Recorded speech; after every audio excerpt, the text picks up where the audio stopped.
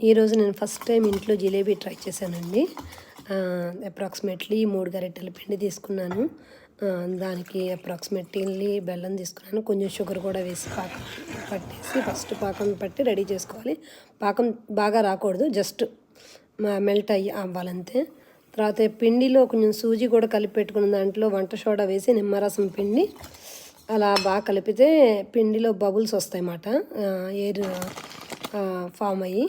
So దాన్ని ఒక జిప్లాక్లో వేసి టైట్గా టైట్ చేసేసి క్లాత్తో ఒక టిప్పు కట్ చేసేసి ఒక చిన్నగా దాంతో ఇంకా మనం ఇలా సర్కిల్స్ లాగా జిలేబీ లాగా వండుకొని దాని పాకంలో వేసేసి ఒక 20 seconds to 30 seconds వచ్చి తీసి బయట పెట్టడమే.